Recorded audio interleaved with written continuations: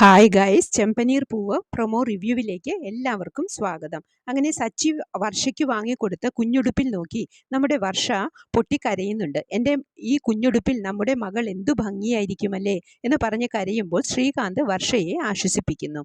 പിന്നീട് സുധിയെ സമയം കഴിഞ്ഞിട്ടും കാണാഞ്ഞിട്ട് നമ്മുടെ ചന്ദ്രമതി ഓടി വന്നിട്ട് സച്ചി, സുധി ഇത്ര നേരമായിട്ടും അവൻ്റെ ഷോറൂമിൽ നിന്നും വന്നിട്ടില്ല എന്ന് പറയുന്നു. സച്ചി വേഗം സുധിയുടെ കൂട്ടുകാരൻ ആനന്ദിനെ വിളിച്ചു നോക്കിയപ്പോൾ ഞെട്ടിപ്പോയി.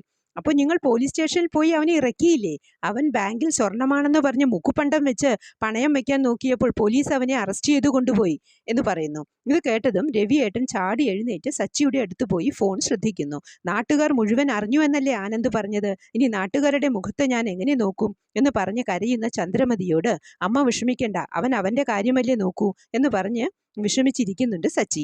രേവതി സച്ചിയുടെ അടുക്കൽ വന്ന്, സച്ചിയേട്ടാ, പോലീസുകാർ ഇദ്ദേഹത്തെ ഇടിക്കുവോ എന്ന് ചോദിക്കുമ്പോൾ, ഇടിക്കാൻ മാത്രം അവനത്ര കുറ്റമൊന്നും ചെയ്തിട്ടില്ലല്ലോ രേവതി, അവനെ അറിയാതെ പറ്റിപ്പോയതല്ലേ എന്ന് പറയുമ്പോൾ ആരും പ്രതീക്ഷിക്കാത്ത ചോദ്യമാണ് രേവതി ചോദിച്ചത്. ഇല്ലെങ്കിൽ ആ SI സാറിനെ വിളിച്ച് 2 പൊട്ടിക്കാൻ പറഞ്ഞാലോ എന്ന് ചോദിക്കുന്നത് കണ്ട് രേവതി ഞെട്ടലോടെ എന്ന് ചോദിക്കുന്ന രേവതിയെ ഞെട്ടലോടെ നോക്കുന്ന സച്ചിയെ കാണിച്ചുകൊണ്ടാണ് പ്രമോ അവസാനിക്കുന്നത്. പ്രമോ ഇഷ്ടമായെങ്കിൽ ലൈക്ക് ചെയ്യാനും ഷെയർ ചെയ്യാനും സപ്പോർട്ട് ചെയ്യാനും സബ്സ്ക്രൈബ് ചെയ്യാനും മറക്കരുത്.